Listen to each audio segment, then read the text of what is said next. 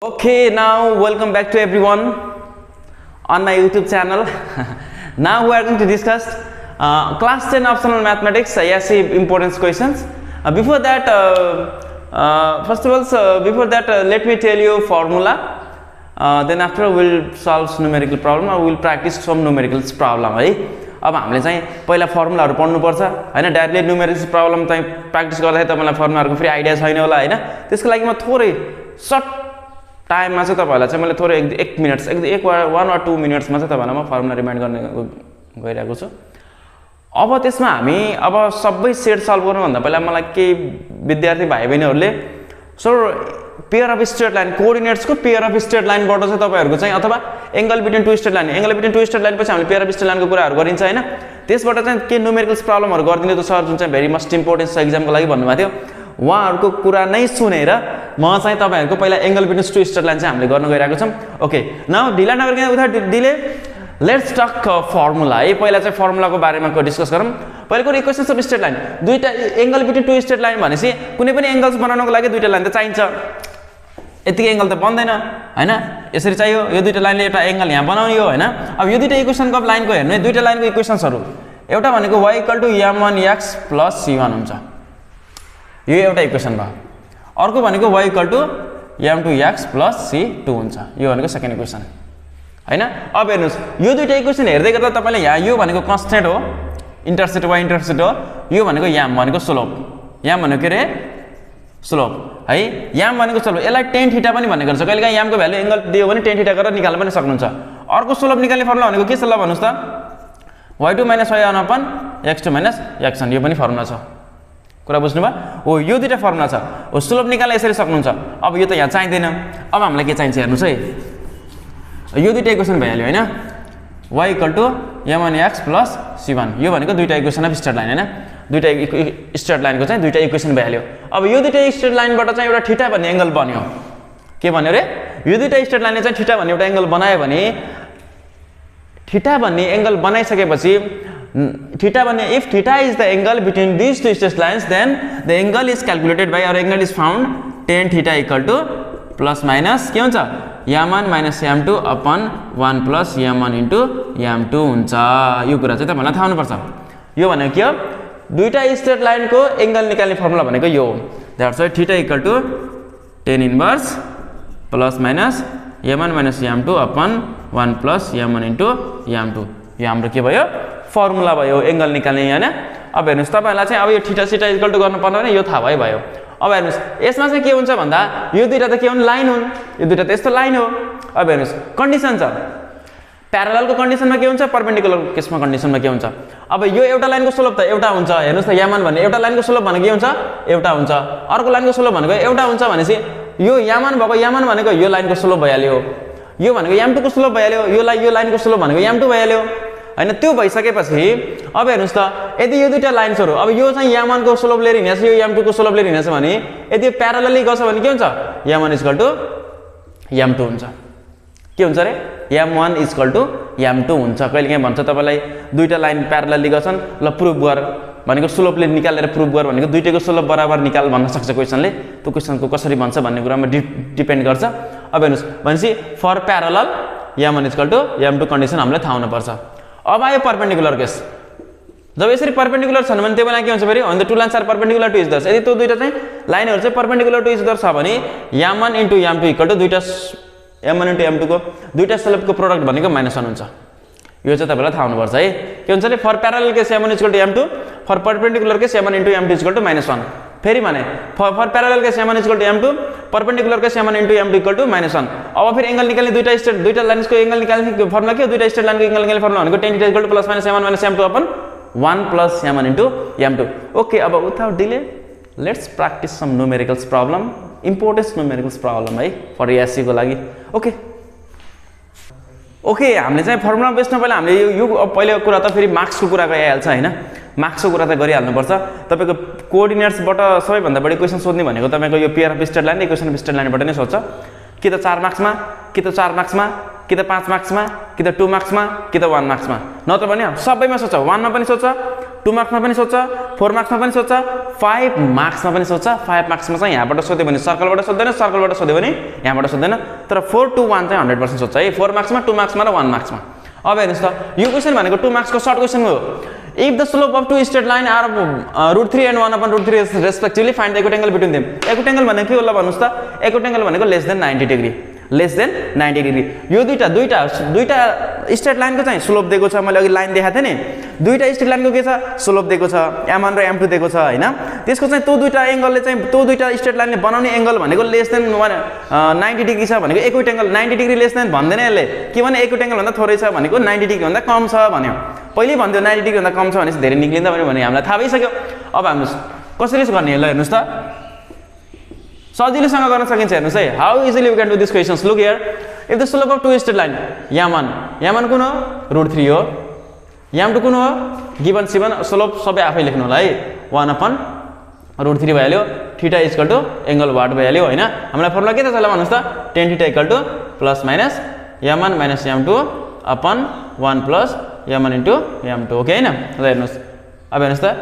Plus minus m1 भनेको कति हो √3 माइनस m2 भनेको 1/√3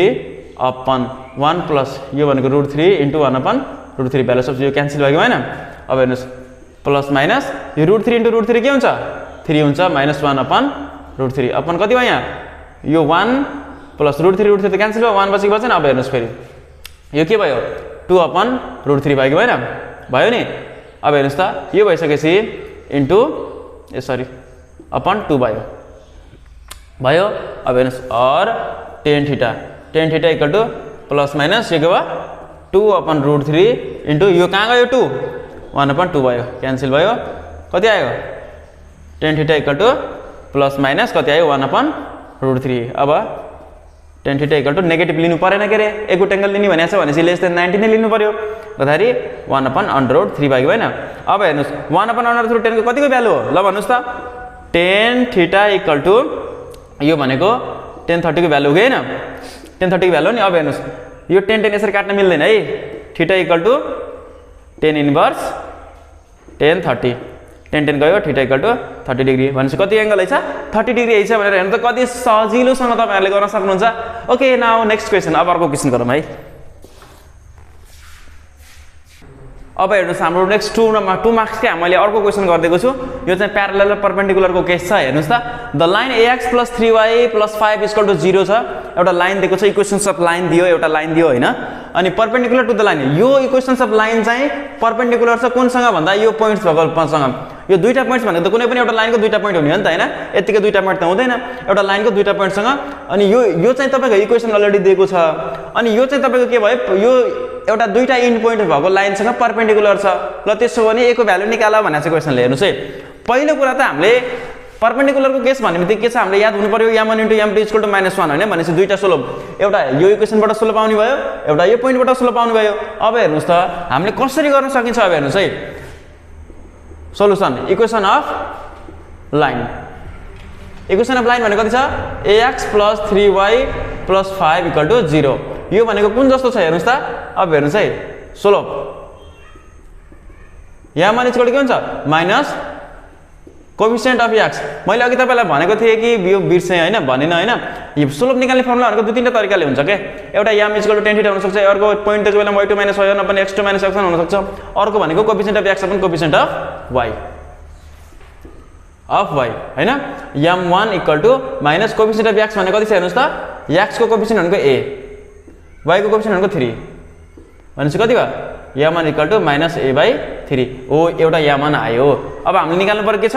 m2 निकाल्नु छ अब गिवन पोइन्ट्स फर्स्ट हो यो फर्स्ट कन्डिसन सेकेन्डमा हेर्नुस् पोइन्ट्स के छन् हेर्नुस् त 4,3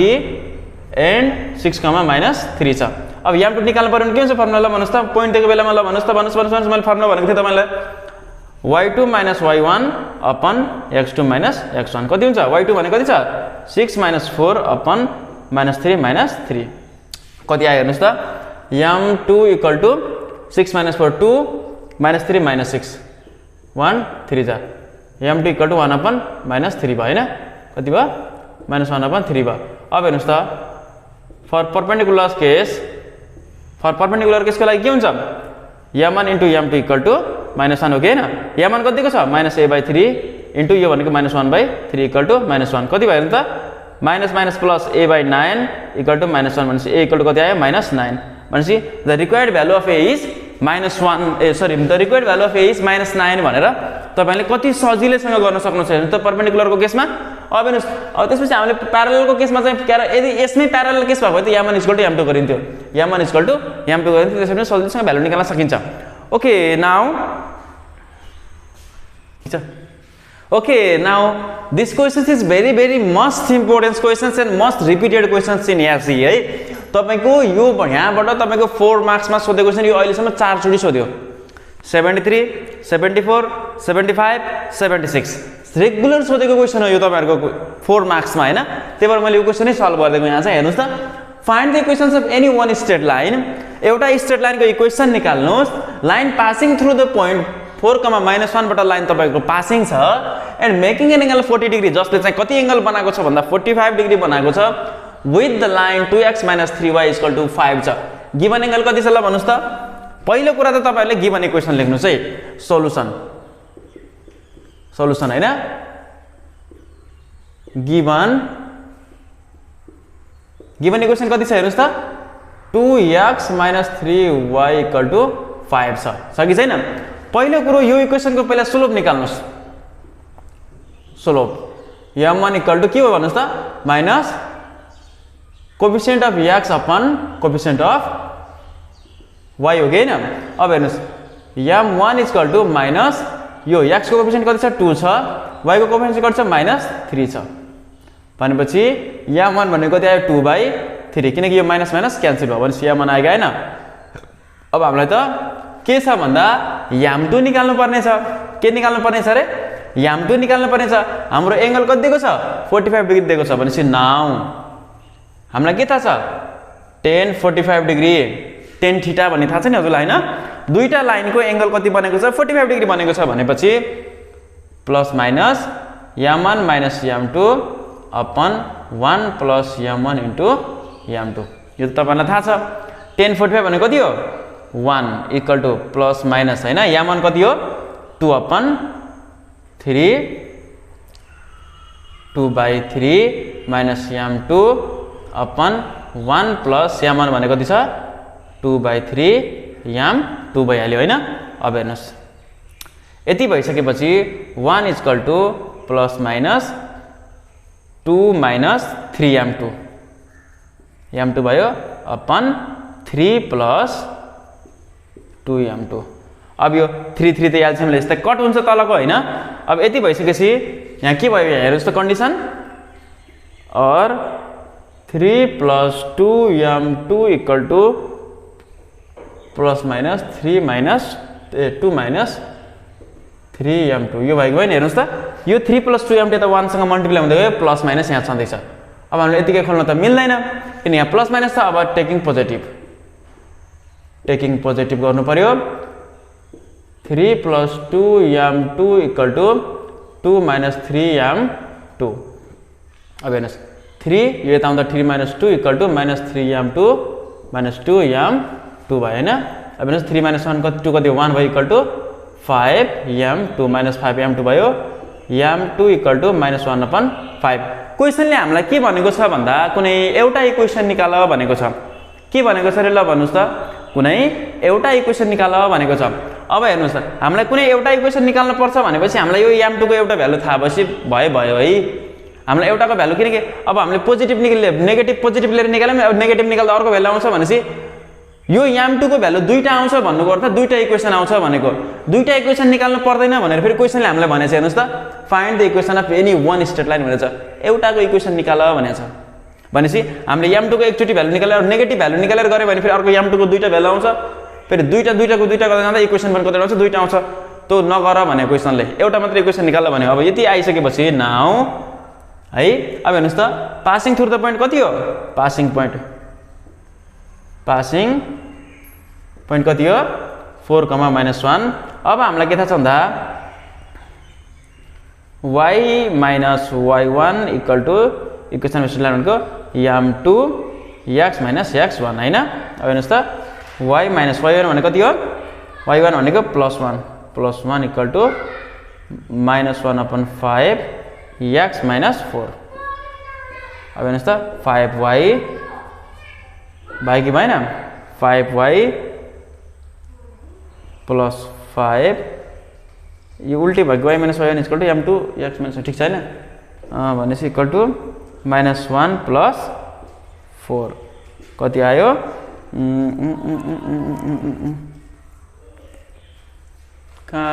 क्याल्कुलेसन 5 ले यहाँ 5y भइहाल्यो 5 5 = 5 -1x भनेपछि -1x -x भयो हैन ल ठीक छ है। अब यति भइसकेपछि के हुन्छ यो x यता x + 5y + 1 = 0 एउटा इक्वेसन कति आयो x + 5y + 1 = 0 आयो तपाईहरुको के आयो यो एउटा इक्वेसन आयो हैन ठिकै छ अर्को पनि निकाल्छु सर भन्नु भने अर्को पनि निकाल्न सकिन्छ है यो एउटा this is the required equation है यो चाहिँ के भयो यो एउटा लाइन के इक्वेसन यति एउटा निकाले हुन्छ भने चाहिँ अब हैन सर म अर्को पनि निकाल्छु भन्नु नि अब फेरि यहाँबाट टेकिङ पोजिटिभ छ टेकिङ नेगेटिभ गर्नुस् नेगेटिभ लिनुस् यहाँ चाहिँ 3 + 2m2 = माइनस लिनुस् त यहाँ माइनस लिने बित्तिकै -2 हुन्छ माइनस माइनस +3m2 हुन्छ हैन अब हेर्नुस् त्यहाँ कति हुन्छ 3 + 2 5 हुन्छ = 3m2 - 2m2 गर्दा कति हुन्छ m2 = 5 आउँछ m2 5 आउने बित्तिकै तपाईको पासिङ पोइन्ट त यही हुने भयो डाइरेक्ट यहाँ इक्वेसन अफ लाइन लेख्नु छ लेख्नुस् त y minus हैन y + 1 = 5x - 4 y + 1 = 5x - 20 कति भयो 5x - y - 21 = 0 is required equation यो बुझ्नु भयो होला हैन टेकिङ नेगेटिभ लिएर मैले m2 को भ्यालु फेरि निकाले m2 को भ्यालु निकालेपछि अब पासिङ पोइन्ट त यही नै हुने भयो के रे अनि m2 को ठाउँमा यहाँ के लेख्दिन यहाँ मात्रै 5 लेख्दिन अरु सबै सल्भ गरेर फेरि अर्को इक्वेसन भनेपछि एउटा इक्वेसन अफ लाइन यो है छ अर्को इक्वेसन अफ लाइन यो है छ तर क्वेशनले हामीलाई एउटा इक्वेसन मात्र निकाल भनेर त मैले यो मात्रै निकालेको अब यो पनि हेर्नुहुन्छ थाहा पाउनु भयो होला हैन 5x - y - 20 = 0 अर्को भनेको x + 5y + 1 = 0 अब यो pair of equations of straight lines बाट यति नै भइहाल्यो तपाईले यो क्वेशनलाई रेफरेन्स मानेर अरु क्वेशनहरु पनि ट्राई गर्नुस् ओके हैन अनि गर्दा गर्दै जान्नु भएन भने प्रब्लम आयो भने चाहिँ कमेन्ट गरिदिनु होला क्वेशन टाइप गरेर पनि तपाईहरुले कमेन्ट गर्न सक्नुहुन्छ okay so now this was for today thank you so much watching this videos thank you